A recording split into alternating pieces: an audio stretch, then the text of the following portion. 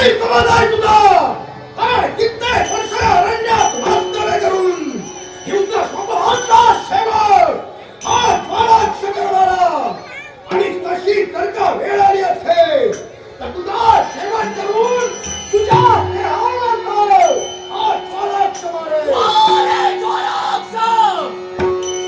तुझा मुखातून शब्द बाहेर पडले. अरे या अरण्यातील हिंसा स्वभावावर स्वतःची उपजीविका करतोय. पण लक्षात ठेव, ही हिंसा स्वभाव नव्हे तर ज्या वेळी ज्या मानवांनी अरण्यात प्रवेश केला आणि त्याच मानवी देहावर यथेच नाव मी मारलोय. ज्या मानवांच्या देहावर हा तुझा अगर बंबा देह पोचला तोचा देह भक्षण करून पृथ्वीची ताकद माझ्या अंगी आहे. मग मला सुद्धा पाहिजे जो प्रमाण तुझ्या मुखातून शब्द बाहेर पडते आणि तेच शब्द कोणत्या रीतीने तू सत्य करतोय. मग स्वराक्षात काय करू शकतो हे बोलून दाखविण्यापेक्षा मी तुला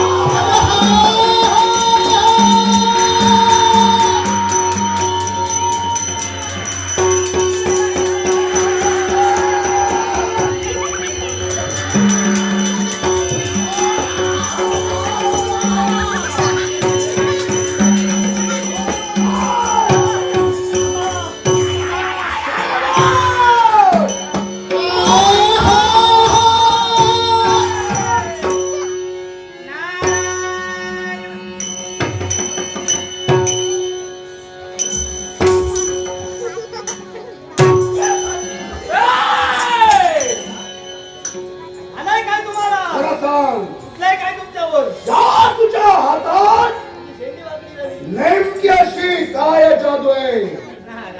अरे तुझा हस्त आमच्या मस्तकी आला भूता तारेचा सातवान झालं. कोण आहेस तू? माझं नाव मला तुम्ही ओळखलं नाही. म्हणजे प्रथमच भेट होते म्हणून. मग ऐका, माझं नाव नारद, त्रैलोक्य वंद्य पुरुष नारद म्हणतात तुम्ही. एवढंच नव्हे, भूत भविष्य वर्तमान जाणण्याची शक्ती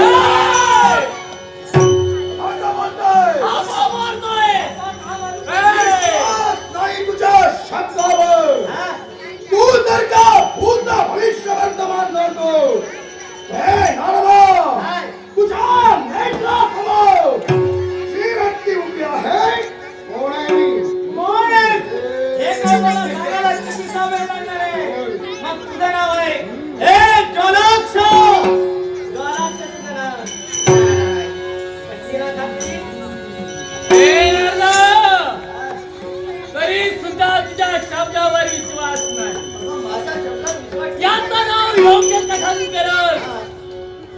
पण मी कोण आहे आणि या अरण्यात का वावरते हे जर का अचूक सांगितलं तर तुझ्या शब्दावर विश्वास. तू बाई काय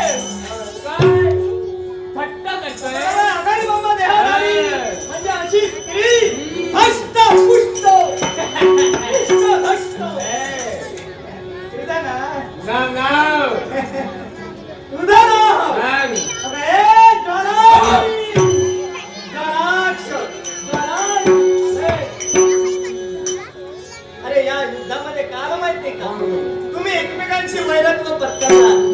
तुम्हाला ज्ञात नाही. होय. अरे तुम्ही कोण आहात माहितीये का? तुमचं एक नातं आहे आणि ते जवळचं नातं आहे.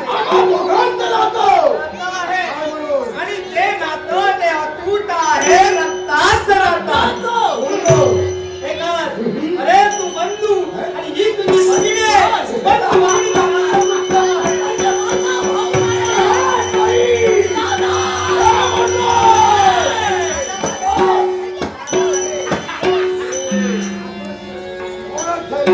समाधानही वाटलं.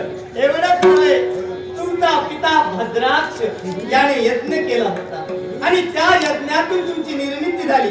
पण जन्माला येता क्षणी काय झालं? तू एका बाजूला गेला, ही एका बाजूला गेली. त्यामुळे एकत्रित तुम्ही कधी आला नाही. अरे. आणि यावेळी तुम्ही एकत्रित आलात आणि तुमची ओळख झाली. मग ऐका, तुमचं उद्दिष्ट बरेच दिवस झाले तुम्हाला काही अरण्याच्या ठिकाणी भक्ष मिळालं नाही. मस्त बोलतोय. उपासमारीची वेळ ए! म्हणजे उपासमारीची वेळ आली आहे तुमच्यावर, कारण या अरण्याच्या ठिकाणी कुणी तुम्हाला मिळालेलं नाही. आणि जर का तुम्ही या अरण्यात राहिलात ना, नक्कीच तुम्ही उपाशीच व्हाल. हे काय? अरे तुमचा दरारा, तुझा दरारा, खरंय, खरंय. किती ओरड आरड. त्यामुळे काय होतं, कुणी त्या अरण्याच्या ठिकाणी फिरत सुद्धा नाही. तेव्हा तुम्हाला गरज असेल, आम्हाला आमचा भक्ष हवंय. होय की नाही? हवंय. गरज आहे ना? गरज आहे. आपल्याला जर का गरज असेल तर इथं न थांबता मी सांगतो कुठे गेला तर नक्की तुमच्या भुकेचं सांगतो. पहा, दूरवर निरीक्षण करा. पहा तुम्हाला काय दिसतंय? मानव वस्ती आहे, असंख्य मनुष्य प्राणी तिथं आहेत. एक नव्हे, दोन नव्हे, तीन नव्हे. मनुष्य प्राण्याचा रक्तमय. म्हणजे बंधुराया, ज्याची आम्हाला आस लागलीये, मानवांचं